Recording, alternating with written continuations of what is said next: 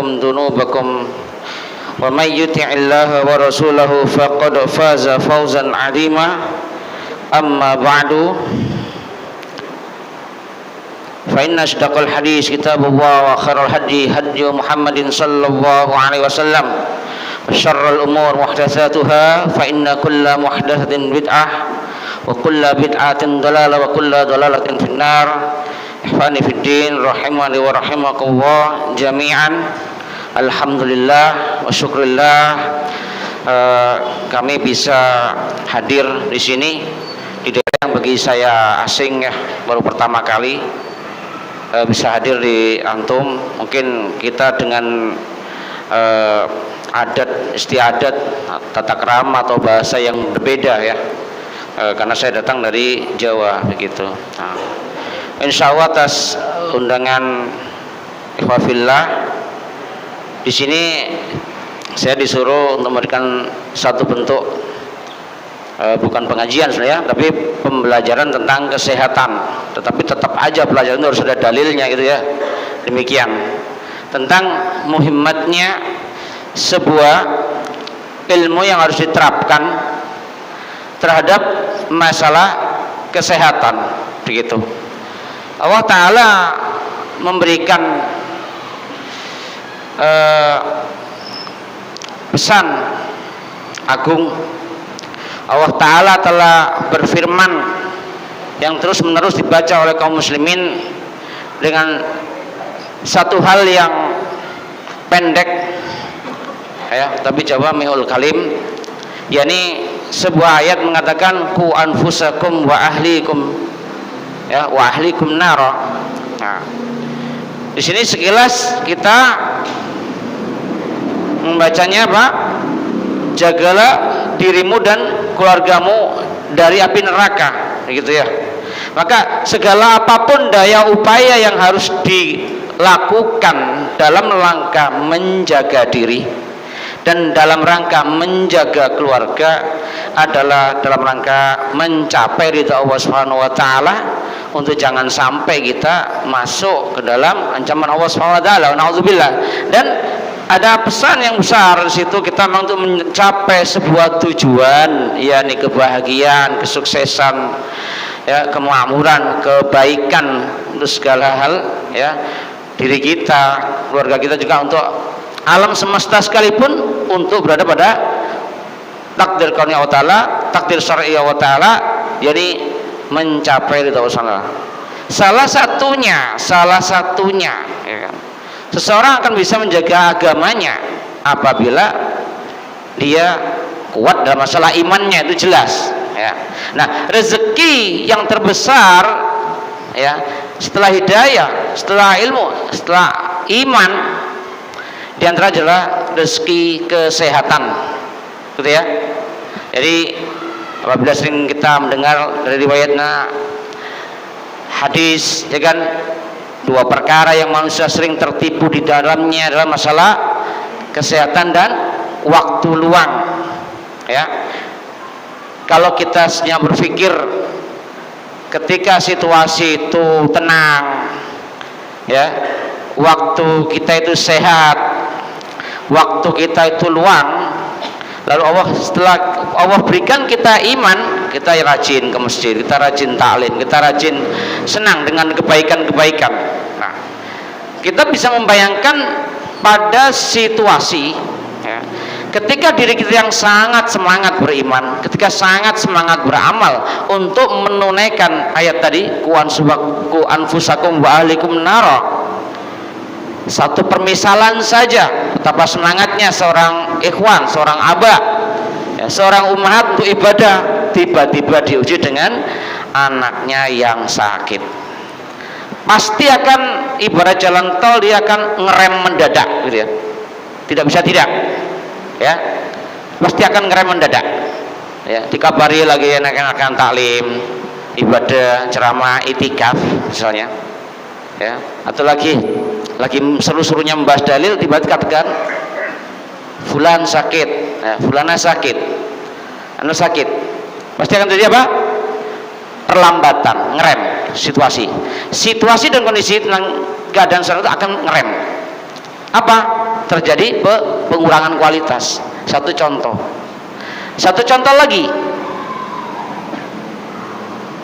permisi dulu ya sebenarnya, karena satu kejadian kita mendengar sebuah berita tiba-tiba, ya nih ya pentingnya ta'awun 'alal birri wat taqwa, di WA kita baca sudah saudara kita tiba-tiba sakit dan saudara kita termasuk yang minat du'afa nggak mampu. Apa yang dilakukan oleh panitia? Berusaha menolong. Ta'awun 'alal birri wat taqwa. Kenapa? Diumumkan adanya donasi. Ya. Tetapi kalau sering kan kita dengar itu ya, ini kenyataan kami ketika mengampu media Muslim Sehat, seringnya datang satu silih berganti ya, kalau berita tentang donasi misalnya itu terlalu sering, berarti ya, berarti jamaah kita ini sering sehat apa sering sakit ya, sering menderita atau sering bahagia. Ini yang kejadiannya ya kan. Nah, ketika diselidiki, bukan berarti ta'awun nyumbang ini jelek, bagus. Tapi kalau diselidiki, kasusnya karena kasus pribadi, kasus yang dia tidak menjalankan ku anfusakum tadi ya. Mungkin pola makan yang tidak bagus ya, pola emosi tidak bagus, pola lingkungannya tidak bagus. Nah, ini contoh. Itu juga akan ngerem suatu kondisi dakwah ya. Memang ada satu bentuk pemikiran, misalnya begini, kalau misalnya dana terkumpul, kita akan gunakan untuk perluasan masjid, pembangunan ekonomi, harusnya kan begitu. Tapi karena suatu kondisi mungkin juga ya, dana itu hanya akan terserap untuk ngurusi 1-2 pribadi ya kan. Tinggal kita ya kan, mana yang lebih manfaat, misalnya apakah perluasan sebuah fasilitas dakwah atau pemakmuran hak seorang yang lagi sakit tadi. Semua penting, tapi kalau diambil mana yang prioritas ya kan ya, ambil dikatakan sulit ya. Tapi kalau saya boleh berpendapat, banyaknya orang sakit, pembangunan masjid misalnya kan perlu ditangani demi kebesaran syiar Islam. Nah, fulan secara pribadi juga perlu ditangani. Tapi kalau menurut saya syiar yang untuk amal jama'i atau untuk amal yang sifatnya masih pribadi, pasti yang lebih afdal adalah untuk yang syiar. Dan sebenarnya masalah kesehatan itu bisa ditangani secara kuratif atau preventif. Preventif bisa, berhati-hati itu bisa ya, tapi karena suatu kejadian akhirnya kita harus lakukan itu juga. Nah, semakin kompleks masalahnya ya, dari pengamatan perjalanan dakwah ini sepertinya kita perlu gitu ya penyadaran. Kita perlu penyadaran, kita perlu ketulusan, kita perlu besar jiwa kita, hati kita, dan kita perlu berpikir. Kalau tadi berpikir bermanfaat, lebih bermanfaat lagi dengan apa? Maunya kita menggugah diri, siapapun kita ya, bukan dokter, mungkin bukan orang kampus, mungkin pribadinya biasa, sekolah atau tidak sekolah, kita perlu ilmu kesehatan, betul ya? Nah, muhimnya di situ. Nah, sehat modal takwa sini. Nah, kalau kita tidak sehat, mungkinkah kita akan kuat ketakwaannya? Padahal kita bukan Nabi Ayub ya, kita orang akhir zaman gitu. Ini yang perlu dibangun. Nah, ketika banyak problem-problem di antara problem itu ada problem kesehatan. Kalau personel dakwah, personel masjid, personil dari ma'had ya, atau muassasah atau madrasah, apa yang mau dikuatkan dulunya? Oh ya, akidahnya dulu. Oh siap, akidahnya, manhajnya, ilmunya siap ya. Tapi urusan fisik apa yang paling bisa dicegah ya, menjaga kesehatan atau memperbagus gizi atau memperkaya ekonomi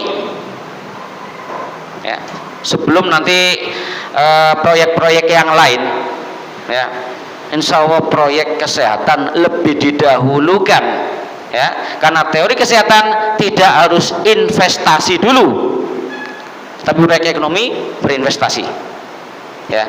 Kerja keras ada dalam bidang ekonomi tapi belum tentu berhasil. Tetapi masalah kesehatan menjadi sebuah ujian dari Allah Subhanahu wa taala. Kita sudah taat diuji, ya, enggak taat juga diuji. Mau pilih nggak bisa kita, ya. Yang jelas ujian itu datang. Maka menghadapi, ya, iman kepada takdir Allah Subhanahu wa taala, entah takdir kauninya dan harus dibalas dengan takdir syar'inya, kita perlu persiapan dalam masalah kesehatan. Nah, penerapan daripada ilmu kesehatan tadi, bagaimana kita melindungi diri kita dan keluarga kita dulu.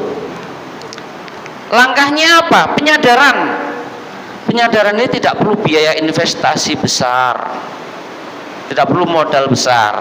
Namanya sadar, ya. Ketika sadar, tahu sadar itu bagaimana? Ketika bangun tidur, kita melek, kita baca doa. Ketika kita sadar apa? Sadar itu dalam mengetahui, bisakah saya membedakan sesuatu yang lebih baik dengan yang tidak baik, itu sudah sadar, sudah bagus. Kedua, mampu atau tidak. Saya mampu tidak ya menembus sebuah kesehatan untuk keluarga saya? Ternyata tidak mampu. Kalau tidak mampu pasti ada caranya untuk tetap sehat. Gambaran real, kita bukan ghaniya, bukan agniya. Ya, kita makan apa adanya, rumah apa adanya, sandang pangan kita apa adanya. Ya, ini saya katakan dengan bahasa kasus ya, karena sering menangani kasus-kasus ini ya. Apa yang harus kita dahulukan? Kesehatan. Kita koreksi sekarang. Sehat dimulai dari mana? Setelah kita beriman, kita nggak bicara kita ini orang nggak. Setelah kita beriman, kita ingin taat. Kalau tidak membangun tentang keluarga yang sehat dengan paradigma yang benar, kita akan kecelakaan. Kita akan ada pemborosan, kita akan ada kesedihan, bahkan bisa kesedihan jamaah. Ya, itu terjadi pun sebelum ada pandemi pun terjadi. Apalagi ketika masa pandemi semua sudah merasakan. Bukankah ada dalil yang mengatakan likulli da'in dawa, setiap penyakit ada obatnya? Benar, ya kan? Tapi dalil mengatakan lagi likulli da'in dawa, ya kan? Tapi ada keterangan lain, alimahu man alimahu wa jahilahu man jahilahu. Ya. 3, 4, 5 sampai 7 tahun saya memahami apa ini? Alimahu man alimahu wa jahilahu man jahilahu. Saya baca di tasrif mengartikannya, alimahu akan mengilmui orang yang mengetahui dan akan jahil orang yang jahil. 7 tahun saya nggak paham ini apa maksudnya. Alimahu man alimahu wa jahilahu man jahilahu. Benar, saya nggak paham. Saya artikan persis dengan ilmu tasrif, dengan ilmu i'rab, nggak ketemu. Tetapi setelah belajar ilmu kesehatan baru paham, ya. Alimahu man alimahu, akan mengilmui tentang ilmu kesehatan itu, ya, tentang sesuatu yang penting itu. Orang-orang yang dikaruniai ilmu oleh Allah Subhanahu wa taala tentang hal itu alimahu man alimahu, artinya tidak pendek. Wa jahilahu man jahilahu, mungkin saja orang yang diberitahu keilmuan tentang kesehatan itu orang yang tidak harus orang dokter, mungkin orang kampung biasa, tapi dia tahu ilmu penyembuhan dan Allah lah yang menyembuhkannya. Yang lain wasilah, mau ke tabib, ke sinsek, ke dokter itu wasilah, ikhtiar, ya kan? Nah, wa jahilahu man jahilahu, akan tetap bodoh orang-orang yang tidak dikaruniai al ilmu, yakni diddul ilmi al jahlu. Maka kesehatan itu bukan haknya orang yang tinggi, yang berpangkat, yang bergelar, tidak. Ya. Gelar kesehatan itu fulan sehat itu adalah sesuatu yang diberikan oleh Allah Subhanahu wa taala kepada kita untuk apa? Menjaganya. Bahkan ketika kita sudah bertautan dengan yang lain, al-muhafadzatul lil jami', saling menjaga untuk kemaslahatan semuanya. Ya, dimulai dari apa lagi? Ya. Kita diajari dengan fikih-fikih dari niat, wudu, sholat, ya kan? Kita pasti akan dihadapkan dengan Istri kita akan punya anak, hamil, melahirkan, tarbiyatul anak, kan? Sangat kental di situ dan sangat rawan apabila seorang bapak, seorang ibu tidak mengerti tata cara ngurus bayinya. Ya, seorang ikhwan akan banyak keluar uang kalau nggak ngerti bagaimana manajemen haid istrinya. Seorang umat akan banyak keluh kesahnya kalau dia tidak bisa ngurus kesehatan anaknya. Ya, begitu. Nah, lalu apa yang lagi yang dipersiapkan? Kesehatan yang paling sederhana dimulai dari apa yang Allah ajarkan lagi. Ya, misalnya pola makan tuh misalnya saja, tapi kan perlu dalil dulu, ya kan? Nah, sudah sehat, sudah bikin sehat, penjagaan diri. Maka kenapa? Kalau Allah Ta'ala mengatakan wa kulu wasrobu wa la tusrifu. Itu ayatnya. Ya. Makan, minumlah tapi jangan berlebih-lebihan. Di ayat mengatakan falyanduril insanu ila ta'amihi. Hendaknya insan itu memperhatikan apa yang dia makan. Kan tapi sudah bertauhid saya sudah bermanhaj, saya sudah bertorikoh, saya sudah pembahasannya cinta sunnah, cinta rasul. Kalau nggak sehat, kalau melanggar makanan, kalau makannya subhat, benar manhajnya, torikoh hidupnya, akan ada masalah di situ. Ya. Ya. Maka untuk menjagaku anfusakum wa ahlikum juga harus tahu tentang kaidah wa kulu wasrobu wa la tusifu. Wa kulu, mau makan, makan saja. Ya. Kaidah perintah adalah, kaidah larangan adalah apa? Lakukan saja sama engkau dilarang. Tapi kalau perintah, berhenti sama engkau diperintah. Kan begitu kaidah agama ini. Ya. Wa kulu, makan, makan saja. Engkau sebagai hamba Allah Ta'ala, terutama yang muslim, mau makan, makan saja. Di bumi ini ada, ya. Yang di laut, yang di darat ada, ya. Asalkan syariat mengatakan halalan thayyibah. Mau minum, minum saja, apa saja yang bisa diminum, yang penting dia halalan thayyibah. Wala tusrifu, walaupun halal, walaupun thayyib, tapi jangan apa? Jangan kok berlebih-lebihan. Perutmu terbatas, makananmu terbatas, ya. Setiap insan makanannya terbatas. Makanan orang golongan darah O beda dengan orang golongan darah A, prioritasnya, ya. Orang golongan A, B beda. Orang daerah gunung dengan orang daerah laut makanannya berbeda. Orang yang kerjanya berat dengan orang yang kerjanya banyak duduk beda. Ya, orang tua, anak-anak, bayi, wanita beda makanannya. Ya, wanita ketika remaja, ketika haid beda. Ummahat ketika punya anak, ketika hamil, ketika nifas, makanannya beda, baru makan. Yang jelas harus halalan thayyibah, tapi beda-beda. Ya. Nah, thayyib tadi diukur dari segi apa? Dari segi keilmuan. Keilmuan. Ya. Selain kaidah wa kulu wasrobu wala tusifu, itu secara pribadi, makan minum halal silahkan, tetapi jangan berlebihan. Secara sosial ingat juga buat bangsa besok, kalau dimakan semua sekarang, besok mau makan apa? Memang halal, memang thayyib, tapi kalau mau diboros-boroskan, itu ikhwannya siapa? Syaitan. Mumpung halal, mumpung thayyib, ya, durian satu meja habis sendiri, ya, makanan lahap semuanya, ya, mumpung punya uang halal, mumpung thayyib, oke, tapi tetap tidak boleh israf. Karena di antara thayyib secara fisik juga thayyib secara karakter. Jangan sampai menimbulkan sifat-sifat karakter atau rasa yang dia israf, membebani diri. Gula halal berlebih-lebihan diabetes, ya.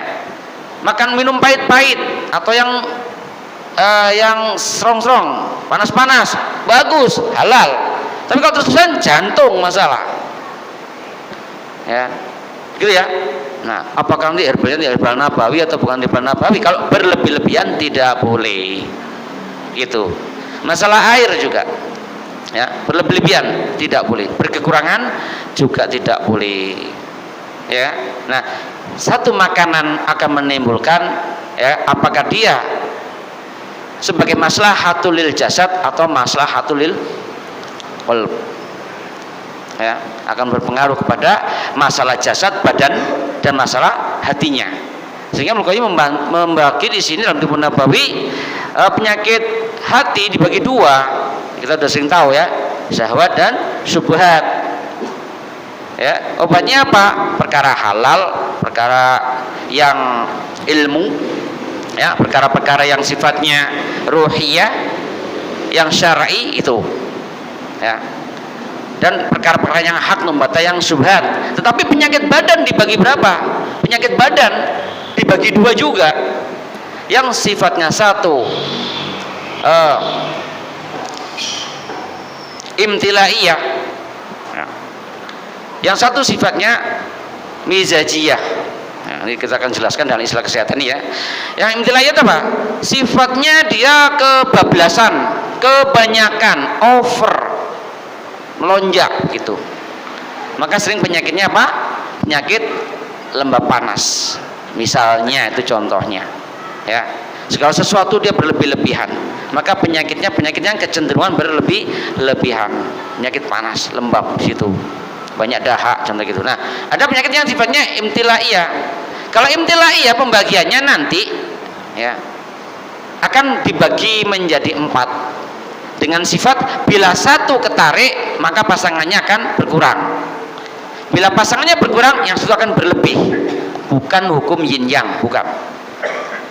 Contohnya, ya, dalam kitab Ilmu Mufid dijelaskan, wa min ijtima'il ulama, ya, wal atiba wal uqala, mengobati sesuatu penyakit, ya, itu harus dengan lawannya sifat penyakit itu, bukan yin yang, ya, bukan yin yang. Hati-hati, ya.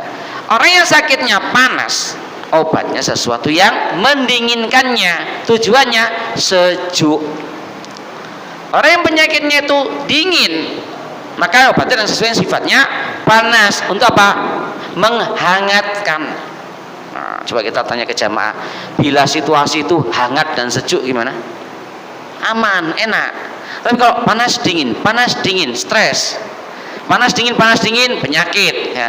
Panas dingin, drop, over, temperamen, beku, kaku. Ada yang dikalahkan, ada yang dimenangkan.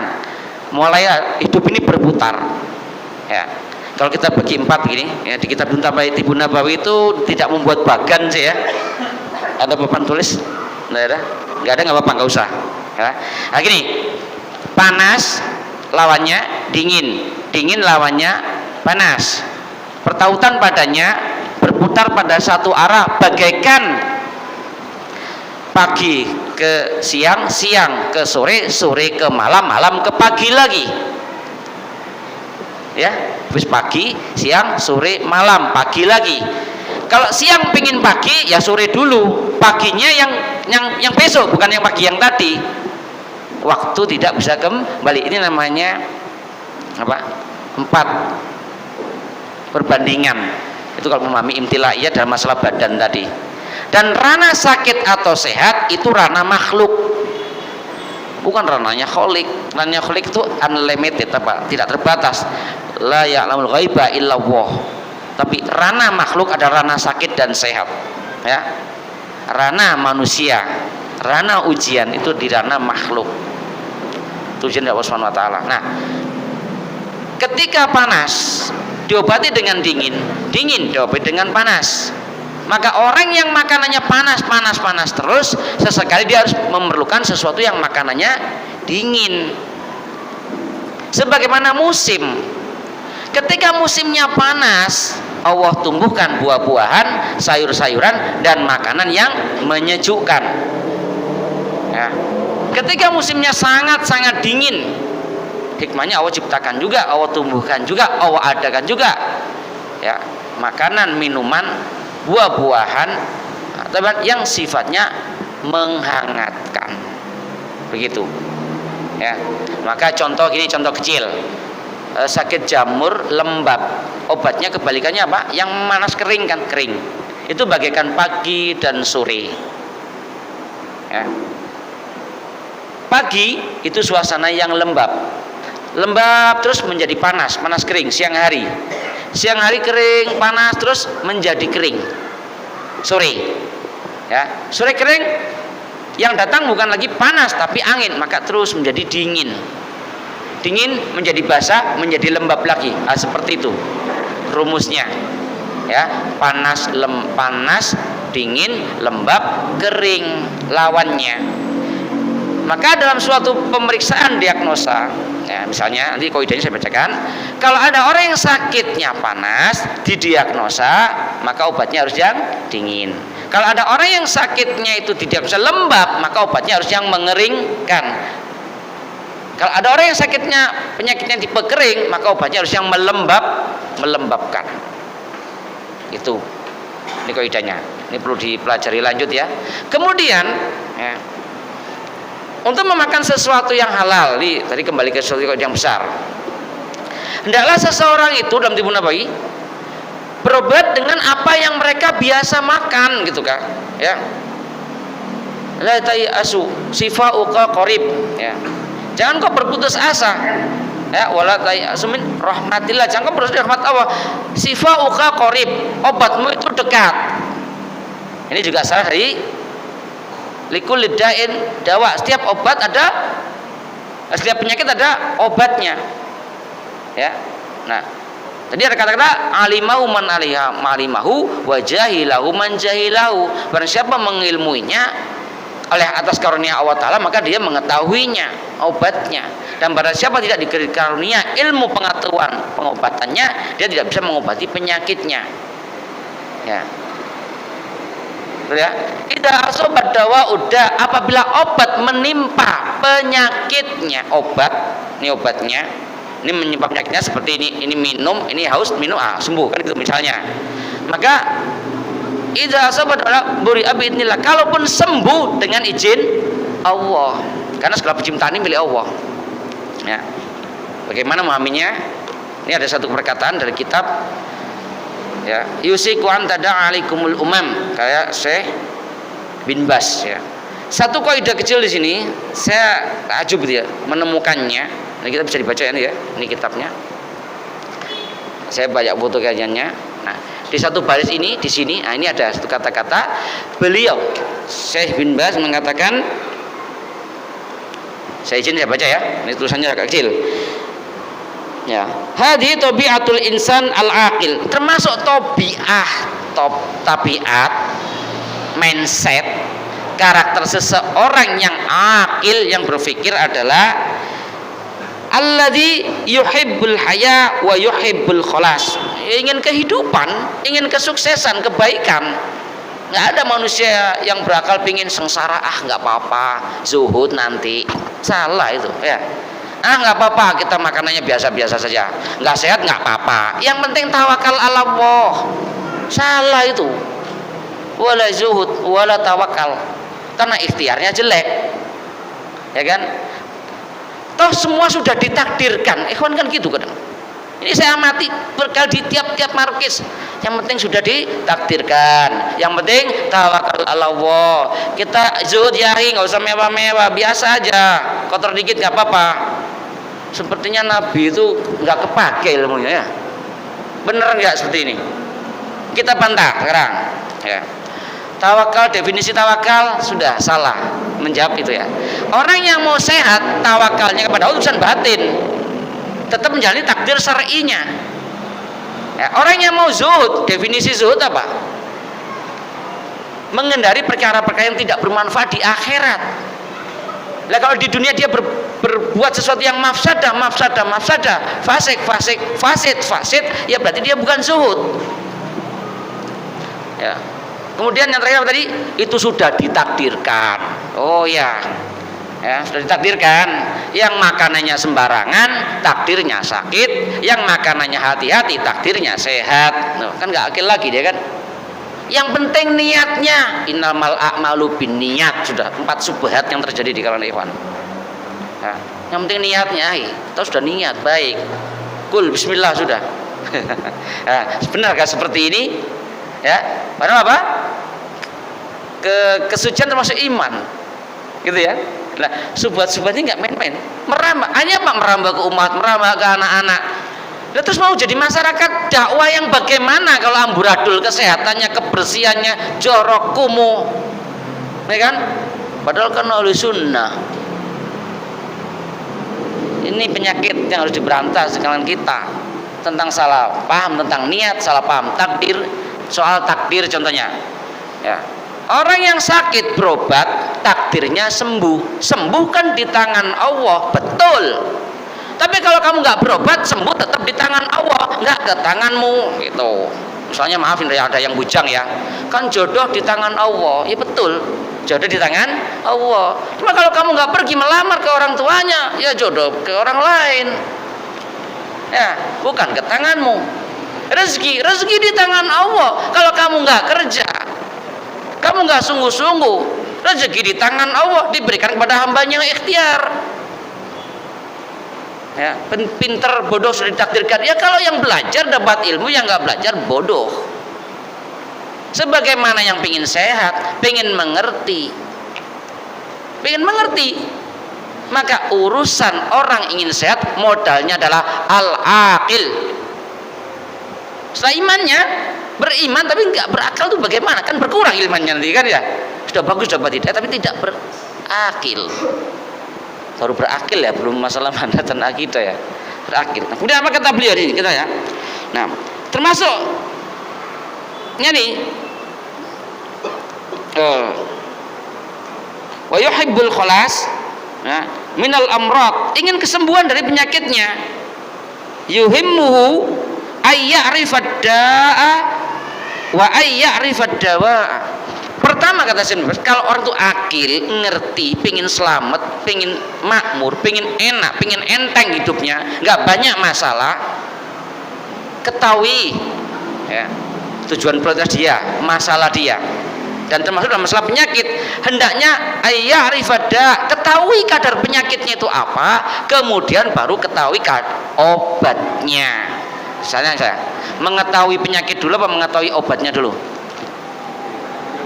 Ketahui penyakitnya, diagnosa. Ketahui penyakitnya, ilmui penyakit ini apa, penyakitnya di mana, gara-garanya apa, sebabnya apa. Oh, karena sebab pola makan, pola minum, atau pola emosi dia, atau pola mental dia. Baru obati dengan sesuai yang bertentangan, berlawan dengan dia, baru berikan obatnya. Inilah dasar dari diagnosa. Ini orang akil ya.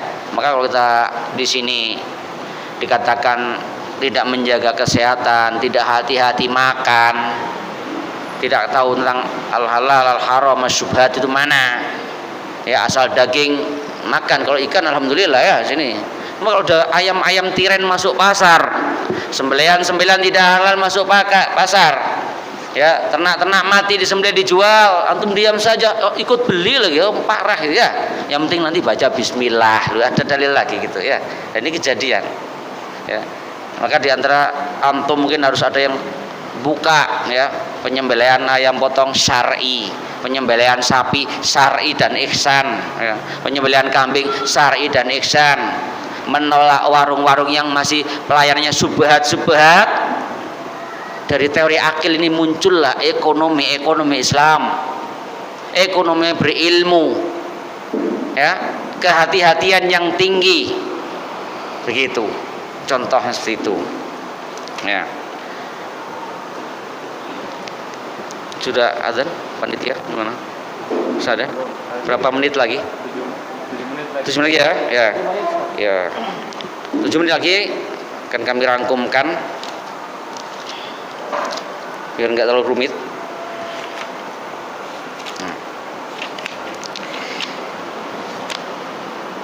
Kesehatan ya, ini yang menarik. Kesehatan, paradigma kesehatan ya, itu dimulai dari keluarga. Bisa dengan tata cara yang benar, tata nilai yang benar, tata norma yang benar, akan menjadi sebuah peradaban. Bagaimana? Nah, kalau setiap keluarga menjaga diri, setiap keluarga memajukan kesehatan, saya yakin penyakit turun apa naik? Turun. Iuran donasi naik apa turun? Turun. Uang dana terkumpul untuk apa? Terserah. mau bikin lantai 7 silakan, mau bangun lapangan silakan. Ya, ini kesemangatan itu kalau nggak digugah tuh nggak akan semangat ngumpulin uang dari hasil kesehatan untuk pembebasan lahan, perbaikan rumah ikhwan. Begitu pemakmuran, bukan ceritanya kesedihan.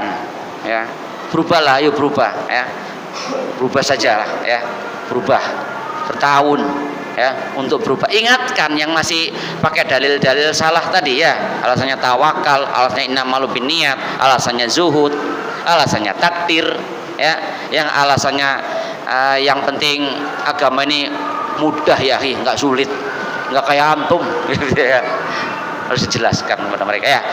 Sadarnya kalau sudah stroke, sadar kalau sudah gagal ginjal, dilarang makan nggak mau, dilarang nggak mau, sudah, jangan mencampuri urusan saya. Padahal kita sayang, ya, tidak mau pantangan, tidak mau makan yang hati-hati. Ya, ini repot. Ya, kita mau katakan kepada ikhwan ini sampai jumpa ya di UGD, kita nggak tega. Ya, kasihan anaknya, kasihan istrinya. Ya, yang ada tetap lakukan penyadaran sehingga peradaban pengobatan itu di keluarga terus mengalir. Efeknya apa? Kita telah mendengar kok. Ya. Peradaban keilmuan pengobatan ini bisa dihasung, dijadikan pola semangat, dijadikan apa, core value kalau dalam sekarang ya, dijadikan judul dalam rangka berdakwah. Sangat bisa. Ketika dikirim ke pelosok, di tempat yang gersang, ekonominya sulit, ya, kendaraan sulit, nggak ada sinyal, nggak ada HP, nggak ada air seluler, nggak ada air apa, isi ulang, nggak ada isi pulsa, terus dikirim ke sana jadi minder. Dakwah enggak ya? Ini kayaknya saya dakwah di rumah lebih baik ini. Alasannya apa? Birrul walidain. Nah, sudah nggak maju-maju dakwah ini ya. Berangkat. Sebelum berangkat di training dulu. Akidah manhaj sudah. Ya. Kitab tauhid sudah selesai. Mondok sudah, hafal Quran sudah. Ketika dikirim, mikir-mikir ya. Loh, ijtihad apa lagi? Nunggu ijtihad apa lagi? Nggak mau dikirim ke pelosok-pelosok. Ya. Katanya Ahlus Sunnah, ya Allah samanya bukan. Ya. Kenapa? Saya sakit. Oh, saya ada keperluan. Saya nunggu orang tua sakit. Nah, problemnya di situ kan akhirnya. Itu problemnya. Saya berangkat. Di sana tidak ada apa namanya? Mata pencarian, buka, kelola alam dengan cara holistik. Agro dibuka, pertanian, perikanan dibuka. Di sana tidak ada pohon, kirim bibit-bibit dari sana. Konsultasi pengobatan ada. Takut nanti di sana kena malaria, bawa obat herbal ke sana. Yang buat sendiri, nggak harus dengan merek. Ya, nanti di sana bagaimana ini dan itu kembali kepada dirimu sendiri. Mau ku anfusakum wa ahlikum naro atau tidak, mau wakulu wasrabu walatusrifu ataukah tidak, ya kan? Seperti itu. Maka mengasung untuk yuk, masalah kesehatan ini juga suatu yang prioritas ya, setelah akidah kita, setelah manhaj kita, setelah fikih kita ya. Ya, sampai dikatakan suatu pesan, jangan kau tinggal di satu tempat yang situ nggak ada ulama, jahil nanti engkau, sesat nanti kamu, nggak ngerti tujuan hidup nanti kamu. Tapi juga yang ada di situ atibba, para pengobat atau dokter atau siapa. Kalau tidak, pelajari sebagai bekal kehidupan. Maka ya, dikatakan sebaik-baik ilmu badal kitab wa sunnah adalah ilmu pengobatan. Teknologi bagaimana? Menyusul ya, menyusul. Matematika bagaimana? Menyusul. Pasar menyusul. Kita lihat kondisi ikhwan dah yang ngerti sejarah. Dunia herbal mulai kapan rame? Pernah dengar? Di Indonesia ini 2003. Sebelum tahun 2000 paling kenal jamu. Begitu booming habatus sauda, semuanya merasa harus jual habatus sauda. Lalu jadi agen madu, agen kurma, ya, agen-agen herbal. Ya, lahir agnia herbal, muhsinin, alhamdulillah. Tapi harus dengan ilmu. Kalau tidak, ya, Nah, baru kena pandemi ambruk semua toko-toko herbal. Kenapa? Ilmunya kurang ya. Perlu sebuah keilmuan. Begitu ya untuk bagaimana. Nah, ini nanti juga kalau ikhwan-ikhwan mau belajar terus ada kelanjutannya. Silakanlah belajar ya, bisa online bisa offline. Kesungguh-sungguhan kita sudah akan diuji. Yang jelas teori itu ada, yang ngajar itu ada. Tinggal satu hal yang sekarang saya nuntut ke antum, adakah antum kemauan kesungguhan. Masalah kemampuan nanti dulu ya, belajar yang paling tidak mengobati diri kita, keluarga kita. Kalau paling tidak halalkan apa yang dimakan oleh keluarga kita. Wallahu a'lam bissawab, wal afu minkum. Apa yang benar dari Allah Subhanahu wa taala, apa yang benar dari ana sendiri ya.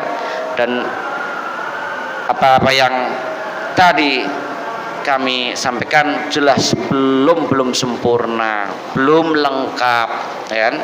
Begitu. Jazakumullahu khairan katsira. Assalamualaikum warahmatullahi wabarakatuh.